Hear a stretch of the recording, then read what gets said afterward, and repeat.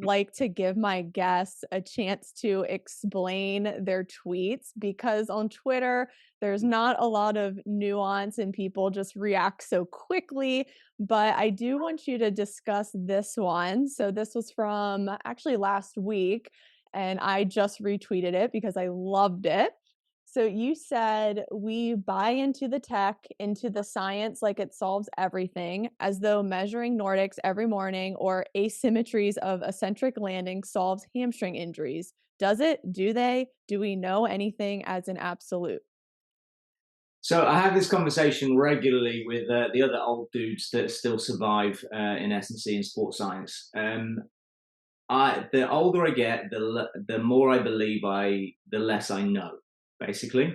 And I see kids coming through in professional football, particularly, and rugby, and they are very, very smart. Different, probably a totally different demographic than came into sports science 25 years ago. And they love gadgets and they are sold incessantly the greatest tech you can find. It's relatively cheap now compared to what we spent on speed gates 10 years ago, even. But the GPS, the force plates, movement sensors of all varieties, and you have these kids now creating kids. I say this is under 25 because I'm old. That are creating a huge database of data of testing without necessarily having an outcome in mind.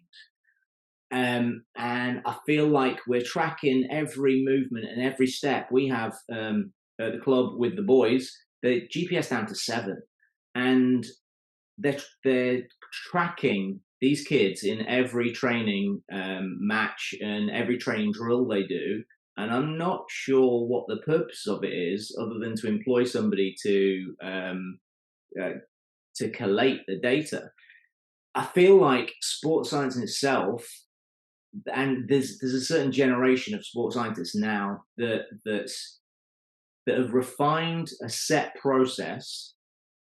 Even look at the periodization model. Everybody's football periodization model's the same. Match day one, match day plus one. They do this. Match day, yeah, as they go. Like it's the perfect model because it's been refined this way. Yet hamstring injuries are the highest rate they've ever been.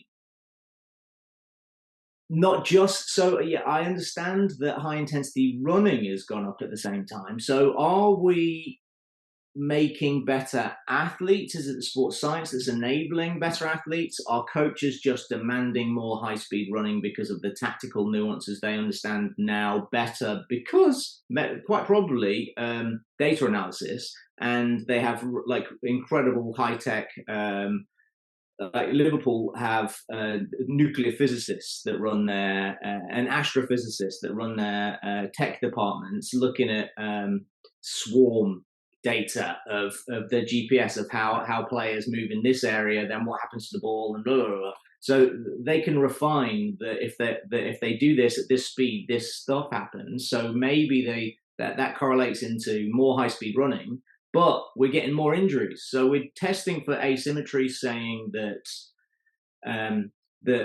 within 15% you're likely to cause an injury, but we're getting everybody to have to tick boxes on these beautiful tests that we've created and that the sports science academics, the pracademics, have created as best practice, yet injuries at the highest level they've ever been. So how do we know we're right?